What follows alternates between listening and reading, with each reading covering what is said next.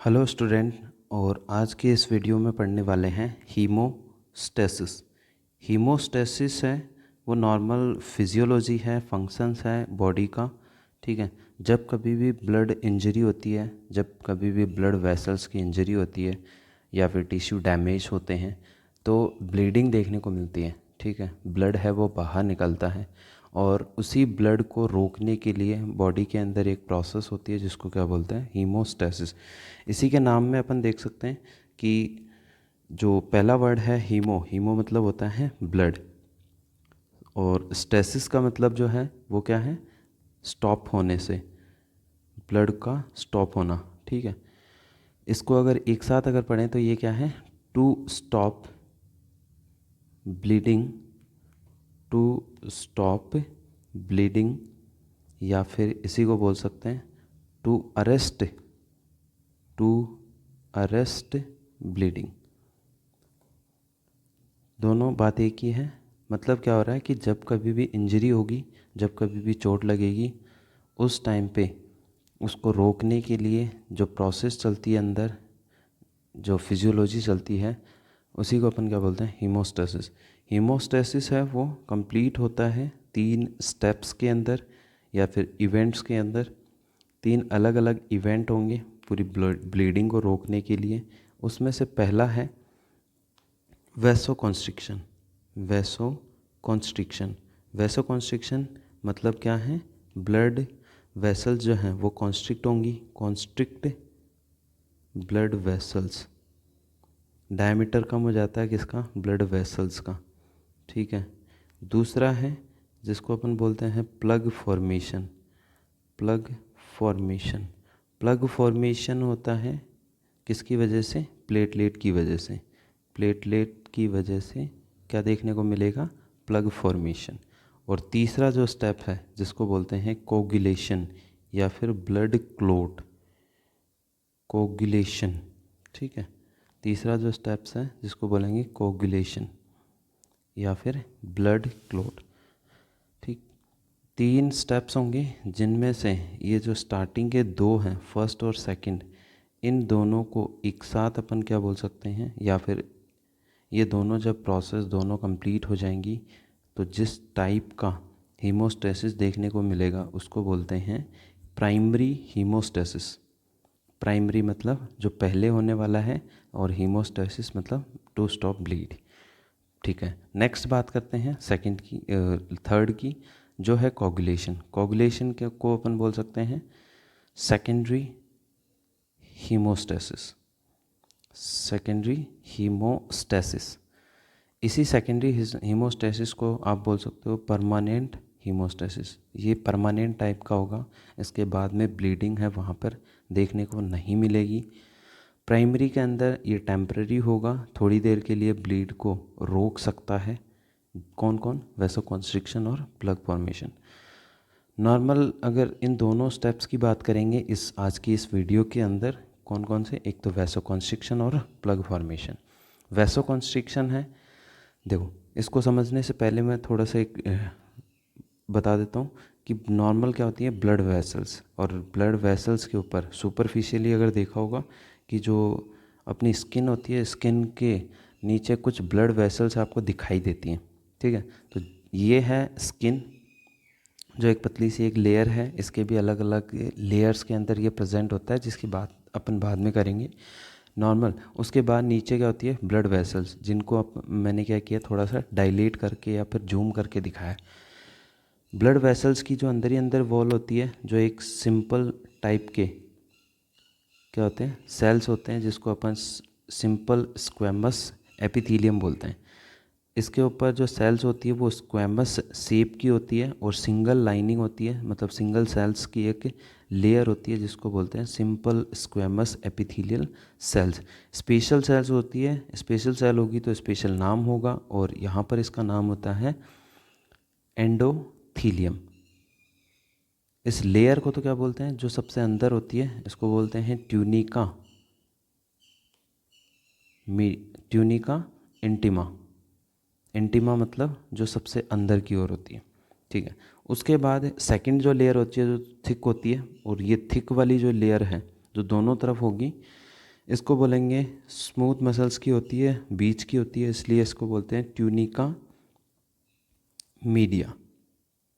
और इसके अंदर स्पेशल टाइप के सेल्स होती हैं, एक तो स्मूथ मसल फाइबर होते हैं, स्मूथ मसल्स होती हैं, और साथ में इलास्टिक टिश्यू होते हैं, इलास्टिक टिश्यू होते हैं, ठीक है। और इसी की वजह से ब्लड वेसल्स हैं या ब्लड वेसल्स की जो थिकनेस है वो कम या फिर ज़्यादा होती है।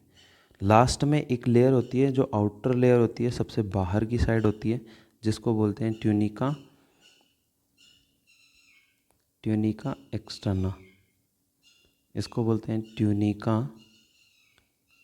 एक्सटर्ना, ठीक है। जो आउटर लेयर होती है ये मिलके बनी होती है फाइब्रस टिश्यूज़ की, जो प्रोटेक्ट करती है इसको, इस पूरी ब्लड वेसल्स को। जैसे नीचे की ओर है वैसे ही ऊपर की ओर लेयर होगी, थिक लेयर है, जिसको तो क्या बोलते हैं ट्यूनिका मीडिया, और एक पतली सी हल्की सी एक लेयर होती है फाइब्रस की, जिसको क्या बोलेंगे ट्यूनिका एक्सटर्ना, ठीक है, जो फाइब्रस टिश्यूज़ की होगी। ये जो ब्लड वेसल जो बनाई हैं, ठीक है, इस ब्लड वेसल्स के अंदर जब कभी भी डैमेज होगा, मतलब बाहर से कोई भी इंजरी होगी, हो सकता है कि आपने निडल प्रिक करी हो या फिर कोई ब्लेड से आपने इंजरी करी हो, उसकी वजह से स्किन है वो इंटैक्ट होगी, वो टूटेगी, ब्रेक डाउन होगी। साथ में यहाँ पर क्या होते हैं टिश्यूज़ प्रेजेंट होते हैं, जिनको कनेक्टिव टिश्यू बोलते हैं।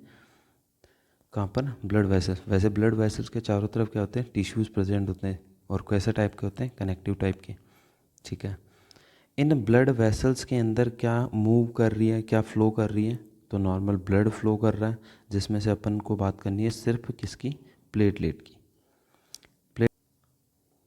इनके अंदर प्लेटलेट मूव करती है, और ये प्लेटलेट जो हैं जिनका नॉर्मल अमाउंट होता है 1.5 लाख से लेके 4.5 लाख तक का, 1.5 लाख से 4.5 लाख सेल्स होती हैं क्यूबिक mm, ठीक है। नॉर्मल अगर एक प्लेटलेट को अगर अपन जूम करें तो उसके अंदर नॉन न्यूक्लिएटेड टाइप की होती है, स्पेरिकल शेप की होती है, नॉन न्यूक्लिएटेड होती है, स्पेरिकल शेप होती है, नॉन न्यूक्लिएटेड, ठीक है। और उसके अलावा उसके अंदर जगह जगह पर क्या होते हैं वेसिकल्स बने होते हैं, जिनके अंदर क्या होते हैं inflammatory agent, inflammatory agent, inflammatory agent. अगर नाम की अगर बात करें तो like histamine, histamine, serotonin, serotonin, von Willebrand factor, इसके अलावा प्लेटलेट एग्रीगेटिंग फैक्टर, ठीक है। ये इन 3-4 की बात करेंगे क्योंकि इम्पोर्टेंट अभी के लिए यही है। तो नॉर्मल प्लेटलेट है, और प्लेटलेट के अंदर क्या होते हैं इन्फ्लामेटरी एजेंट्स का क्या होती है वेसिकल्स। वेसिकल्स क्या होता है एक पोटली लाइक एक स्ट्रक्चर होती है जिसके अंदर कुछ केमिकल्स भरे होते हैं, जिनको अपन क्या बोलते हैं इन्फ्लामेटरी मीडिएटर। होते किसके अंदर प्लेटलेट के अंदर। स्पेरिकल शेप की होती है, नॉन न्यूक्लिएटेड टाइप की होगी। डायमीटर की अगर बात करें तो 2 to 4 माइक्रोन तक इसका क्या होता है डायमीटर होता है। जो किससे मिलके बनी है तो एक बड़ी सेल होती है जिसको मेगा कैरियोट्स बोलते हैं, जिसके अंदर तो न्यूक्लियस होता है, लेकिन बाद में ये जब ब्रेक डाउन होती है, जब छोटे छोटे पार्टिकल्स में टूटती है, जो लगभग 2 से 3 हज़ार तक क्या होते हैं संख्या में होते हैं। एक सेल्स अगर 2 से 3 हज़ार संख्या में अगर टूटती है, सेल्स में अगर टूटती है, उसको क्या बोलते हैं प्लेटलेट, ठीक है। उस प्लेटलेट के अंदर स्पेरिकल शेप की होगी और नॉन न्यूक्लिएटेड होगी, और इन्फ्लामेटरी एजेंट हैं वो प्रेजेंट होते हैं, जिसके अंदर हिस्टामिन है, सेरोटोनिन है, वॉन विलब्रेंड फैक्टर और प्लेटलेट एग्रीगेशन, ठीक है। ये सारी बात कर ली। अब इसके साथ में बात करते हैं कि जब भी इसका इंजरी होगी, जब भी आप इंजेक्शन है वो इंसर्ट करोगे तो क्या होगा टिश्यू डैमेज होंगे, और साथ में नॉर्मल सेल्स हैं वो डैमेज होंगी, या फिर ब्लड वेसल्स की लेयर है वो डैमेज होगी। इन ब्लड वेसल्स की लेयर के अंदर एक स्पेशल प्रोटीन प्रेजेंट होती है, और उस प्रोटीन को बोलते हैं कोलेजन प्रोटीन। यहाँ पर एक क्या होती है, स्पेशल टाइप की प्रोटीन होती है जिसको बोलते हैं कोलेजन प्रोटीन, जो बेसमेंट मेम्ब्रेन के साथ में और बेसमेंट मेम्ब्रेन के अंदर और उसके अलावा स्मूथ मसल्स के अंदर, ठीक है। बेसमेंट मेम्ब्रेन है तो वो ये जो ब्लू कलर की एक लाइन ड्रॉ करी है ऊपर और नीचे, ये क्या कहलाती है, बेसमेंट मेम्ब्रेन। बेसमेंट मेम्ब्रेन के ऊपर क्या प्रेजेंट होती हैं, सिंपल स्क्वेमस टाइप की सेल्स प्रेजेंट होती है जिसको अपन एंडोथीलियम, और उस लेयर को क्या बोलते हैं, ट्यूनिका इंटिमा, या फिर दोनों को एक ही बोलते हैं, एंडोथीलियम और ट्यूनिका इंटिमा। अब देखो, जब भी इंजरी होगी, जब भी सेल डैमेज होगी, जब भी स्किन है वो इंटैक्ट होगी, तो उसके साथ में ये टिश्यूज़ हैं वो डैमेज होंगी। टिश्यू डैमेज होंगे तो साथ में क्या होगा, ब्लड वेसल्स है वो डैमेज होगी। अब ब्लड वेसल्स अगर डैमेज होती है तो ये जो कोलेजन प्रोटीन था ये एक्सपोज हो जाएगा, ठीक है। मैं यहाँ पे लिख देता हूँ टिश्यू डैमेज, या फिर टिश्यू डैमेज ना लिखें, वेस्कुलर ट्रॉमा या इंजरी, वेस्कुलर ट्रॉमा या फिर इंजरी होगी, ठीक है। सबसे पहले क्या होगा, ब्लड वेसल्स है वो टूटेगी, ब्रेक डाउन होगी, उसकी वजह से जो कोलेजन प्रोटीन है वो एक्सपोज हो जाएंगे, तो एक्सपोज्ड कोलेजन प्रोटीन, ठीक है, दिखाई देना स्टार्ट हो जाएंगे। और इनके साथ में अटैच होंगी कौन, एक भी प्लेटलेट अगर अटैच होती है तो प्लेटलेट क्या हो जाएंगी, पहले नॉर्मली तो क्या होती है, इनएक्टिवेटेड फॉर्म में होती है, जैसे ही कोलेजन के कांटेक्ट में आती है तब ये क्या हो जाती है, एक्टिवेट हो जाती है। और एक्टिवेट होगी तो क्या करेगी, जितने सारे मीडिएटर थे उनको रिलीज़ कर देगी, इन्फ्लामेटरी मीडिएटर को, इन्फ्लामेटरी मीडिएटर इनको रिलीज़ कर देगी किसमें, सर्कुलेशन के अंदर। जैसे ही इन्फ्लामेटरी मीडिएटर हैं वो रिलीज़ होंगे तो उसके अंदर पहला है हिस्टामिन, और दूसरा है सीरोटोनिन। ये दोनों के दोनों क्या होंगे, ब्लड के अंदर रिलीज़ होंगे, और इनकी प्रॉपर्टी होती है, इनका काम होता है, ये क्या होते हैं, वैसो कॉन्स्ट्रिक्टर होते हैं। मतलब ये ब्लड वेसल्स को क्या करवाएंगे, कॉन्स्ट्रिक्टर, ठीक है, ये ब्लड वेसल्स को क्या करवाएंगे, कॉन्स्ट्रिक्ट कराएंगे, उसके डायमीटर को कम करेंगे। अब नॉर्मल ब्लड वेसल्स जिनके अंदर यहाँ पर होल हुआ था, यहाँ पर एक ओपनिंग बनी थी जिसकी वजह से ब्लड है वो बाहर की ओर निकल रहा था, ब्लीडिंग हो रही थी। अब अगर ब्लड वेसल्स कॉन्स्ट्रिक्ट होंगी तो ये डायमीटर क्या हो जाएगा, कम हो जाएगा, जिसकी वजह से ब्लीडिंग है वो कुछ हद तक कम हो जाएगी, स्टॉप नहीं होगी लेकिन कुछ हद तक क्या हो जाएगी, कम हो जाएगी। तो पहला हीमोस्टेसिस का पहला स्टेप था वैसो कॉन्स्ट्रिक्शन, और इस वैसो कॉन्स्ट्रिक्शन की वजह से क्या देखने को मिलेगा, ब्लीडिंग है वो कुछ हद तक कम हो जाती है। तो पहला स्टेप्स है वो कंप्लीट हो गया। क्यों हुआ, क्योंकि नॉर्मल कोलेजन प्रोटीन था, ये कोलेजन प्रोटीन कांटेक्ट में आया किसके, प्लेटलेट के, प्लेटलेट क्या हो गई, एक्टिवेट, और एक्टिवेट होके क्या बना रही है, इन्फ्लामेटरी मीडिएटर, जिसके अंदर हिस्टामिन और सीरोटोनिन, ये दोनों रिलीज़ होंगी। ये दोनों जैसे रिलीज़ होते हैं तो इनका काम ही क्या है कि ये क्या करते हैं, ब्लड वेसल्स को कॉन्स्ट्रिक्ट करते हैं। तो कॉन्स्ट्रिक्शन देखने को मिलेगा जिसकी वजह से ब्लड वेसल्स हैं वो ब्लीडिंग है वो क्या हो जाएगी, स्टॉप हो जाएगी या फिर थोड़ी कम हो जाएगी। दूसरा स्टेप था प्लग फॉर्मेशन, और ये किसकी वजह से होता है प्लग फॉर्मेशन, तो ये होगा प्लेटलेट की वजह से, प्लेटलेट्स की वजह से। देखो, अब अगर पूरी की पूरी ब्लड वेसल्स है वो रप्चर हुई है तो प्लेटलेट एक्टिवेट हुई हैं कोलेजन के कांटेक्ट में आने की वजह से, तो collagen exposed and contact with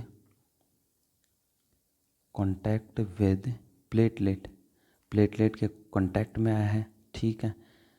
इन दोनों की वजह से क्या देखने को मिलेगा, प्लेटलेट हैं वो क्या हो जाएंगी, एक्टिवेट, द प्लेटलेट्स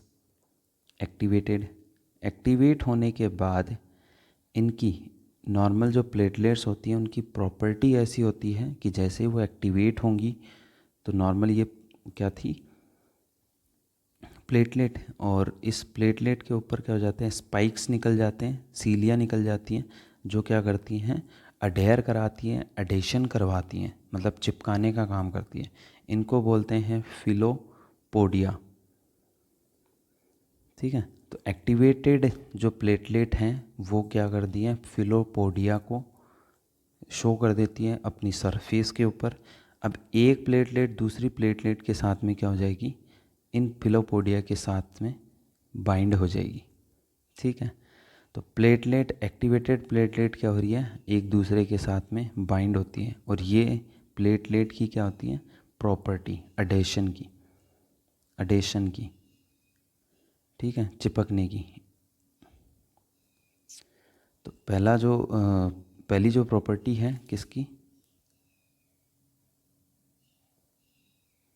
प्लेटलेट की, और वो प्रॉपर्टी क्या है, एडेशन की।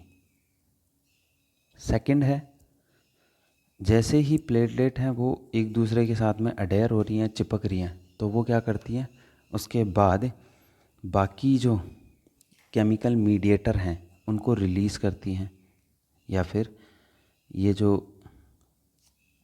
केमिकल मीडिएटर जो रिलीज़ हुआ था, कौन सा, प्लेटलेट एक्टिवेटिंग फैक्टर, PAF, जो ऊपर मैंने नाम लिखा था, प्लेटलेट एक्टिवेटिंग फैक्टर। इसके अलावा वॉन विलब्रेंड फैक्टर, विलब्रेंड फैक्टर, ये दोनों फैक्टर क्या होंगे, प्लेटलेट से रिलीज़ होंगे, और इन दोनों का काम क्या होता है, ये क्या करते हैं, एक से ज़्यादा प्लेटलेट को, मतलब बहुत सारी प्लेटलेट्स को क्या करते हैं, एक साथ में इकट्ठा करते हैं, एग्रीगेट करते हैं, एग्रीगेट करते हैं,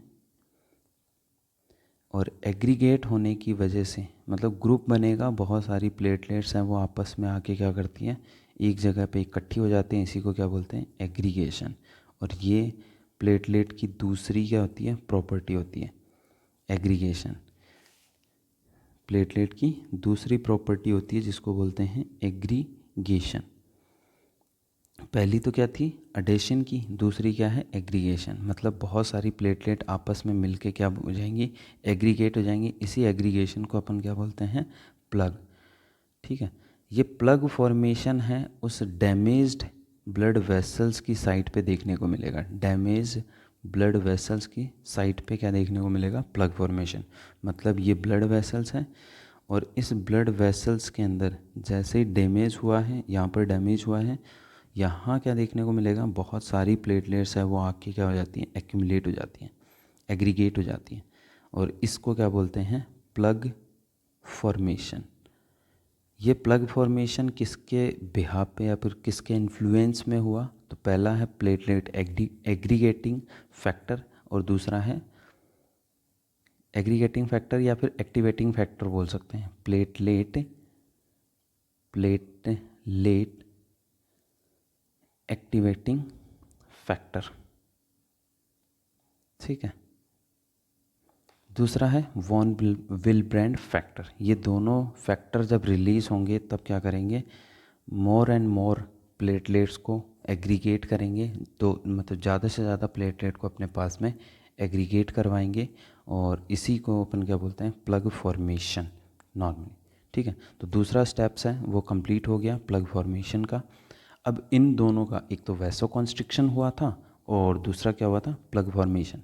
इन दोनों की वजह से नॉर्मली क्या देखने को मिलेगा, जो ब्लीडिंग हो रही थी वो ब्लीडिंग है वो कुछ स्टॉप हो जाएगी टेम्परेरी रूप से। यहाँ पर क्या हुआ है, प्लग फॉर्मेशन हुआ है, और ये जो टेम्परेरी रूप से हो रही है इसीलिए इसको बोलते हैं अपन प्राइमरी या फिर टेम्परेरी हीमोस्टेसिस, हीमोस्टेसिस। ठीक है, हुआ क्या है कि जब भी इंजरी हुई है ब्लड वेसल्स के अंदर, जब भी यहाँ पर इंजरी हुई है, इंजरी की वजह से नॉर्मल जो प्लेटलेट हैं वो क्या हो जाती हैं, एक्टिवेट हो जाती हैं। कब, जब कोलेजन प्रोटीन है वो कांटेक्ट में आता है उन प्लेटलेट के। जैसे ही प्लेटलेट एक्टिवेट होंगी तो वो क्या करेंगी, कुछ केमिकल्स हैं, मीडिएटर हैं, इन्फ्लामेटरी मीडिएटर बोलते हैं, वो रिलीज़ करेंगी। जैसे पहले सेरोटोनिन और हिस्टामिन है उनको रिलीज़ करती हैं। ये सेरोटोनिन और हिस्टामिन दोनों क्या करते हैं, वैसोकॉन्स्ट्रिक्शन करेंगे। वैसोकॉन्स्ट्रिक्शन की वजह से क्या देखने को मिलेगा, ब्लीडिंग है वो कुछ हद तक कम हो जाएगी, रुक जाएगी। ठीक है, उसके बाद सेकंड स्टेप जो होगा वो होगा प्लग फॉर्मेशन का। उसके अंदर कोलेजन एक्सपोज हो रही हैं, किसके साथ में, प्लेटलेट के साथ में। प्लेटलेट एक्टिवेट होंगी, प्लेटलेट एक्टिवेट होने के बाद उनके ऊपर फिलोपोडिया है, जो स्पाइक्स लाइक स्ट्रक्चर होती है, वो दिखाई देना स्टार्ट हो जाएगा और उसकी वजह से प्लेटलेट एक दूसरे के साथ में क्या करती हैं, चिपक जाती हैं। एक दूसरे के साथ में चिपकेंगी, साथ में कुछ फैक्टर हैं इनको इन्फ्लुएंस करेंगे एग्रीगेशन के लिए, जो हैं प्लेटलेट एक्टिवेटिंग फैक्टर और वॉन विल्ब्रेंड फैक्टर। ये दोनों फैक्टर हैं वो प्लेटलेट को ज़्यादा से ज़्यादा एग्रीगेट करेंगे, गुच्छा बनाएंगे, जिसकी वजह से क्या बनेगा, लास्ट में प्लग बनेगा। ये प्लग है कहाँ पर बन रहा है, डैमेज ब्लड वेसल्स के अंदर, जिसकी वजह से क्या देखने को मिलेगा, ब्लड वेसल्स हैं वो कॉन्स्ट्रिक्ट हो जाएंगी और साथ में प्लग बन जाएगा, जिसकी वजह से ब्लीडिंग है वो टेम्परेरी रूप से स्टॉप हो जाएगी। अगर आपने इसको प्रेस किया तो इसकी वजह से ब्लीडिंग है वो वापस से स्टार्ट हो सकती है, क्योंकि अभी क्या हुआ है, प्लग जो बना है वो टेम्परेरी रूप से बना है। ठीक है, दूसरा, जैसे ही इंजरी हुई है तो ऑनसेट ऑफ इंजरी होगी, तो इंजरी के साथ में क्या होगा, ब्लीडिंग होगी। तो ऑनसेट ऑफ ब्लीडिंग मतलब ब्लड निकलना स्टार्ट होगा तब से लेकर इस प्राइमरी हीमोस्टेसिस, मतलब ये जब प्लग फॉर्मेशन और वैसोकॉन्स्ट्रिक्शन हुआ है, इन दोनों के बीच में लगने वाला टाइम, इस टाइम को क्या बोलते हैं, ब्लीडिंग टाइम। ब्लीडिंग टाइम ये याद रखना है, जो लगभग होता है 2 से 6 मिनट का, 2 से 6 मिनट का टाइम होता है। ठीक है, कब, जब ऑनसेट ऑफ ब्लीड हो रहा है, ब्लीडिंग स्टार्ट हो रही है, तब से लेके प्राइमरी हीमोस्टेसिस मतलब प्लग फॉर्मेशन और वैसोकॉन्स्ट्रिक्शन की प्रोसेस हो रही है, उसके बीच में लगने वाला टाइम क्या कहलाता है, ब्लीडिंग टाइम। ठीक है, दो प्रोसेस हैं वो याद रखनी है अभी के लिए, इस वीडियो के लिए। कौन कौन सी, एक तो वैसोकॉन्स्ट्रिक्शन और एक प्लग फॉर्मेशन। दोनों के अंदर ही किसका रोल है, प्लेटलेट का, और इसीलिए अपन कहते हैं कि प्लेटलेट क्या करवाती है, ब्लड या ब्लीडिंग को स्टॉप करवाती है, हीमोस्टेसिस करवाती है। तीसरे जो पॉइंट की बात करेंगे, जो कोगुलेशन है, इसकी बात करेंगे नेक्स्ट वीडियो के अंदर। ठीक है, अभी के लिए आप इसको इतना ही समझना है। ठीक, इसको एक बार पढ़ना है, जो चीज़ नहीं समझ आ रही है, जो भी डाउट है, उसको कमेंट सेक्शन में आपको पूछ लेना है। ठीक है, उसके अलावा इससे रिलेटेड जो भी नोट्स होंगे उनको पीडीएफ के रूप में मैं आपको सेंड कर सकता हूँ। आपको कुछ नहीं करना है, अपनी मेल आईडी को आप उसमें कमेंट बॉक्स में डाल सकते हो और उसी मेल आईडी पे मैं आपको पीडीएफ के रूप में ये नोट्स आपको भेज दूँगा। उसके अलावा आपको इससे रिलेटेड, ब्लड से रिलेटेड ज़्यादा अगर वीडियोस के बारे में अगर पढ़ना है, देखना है, तो आप मेरे चैनल को सब्सक्राइब कर सकते हैं, लाइक कर सकते हैं और शेयर कर सकते हैं। ठीक है, आज की इस वीडियो के लिए इतना ही। ठीक है, मिलते हैं नेक्स्ट वीडियो के साथ में। Thanks for watching.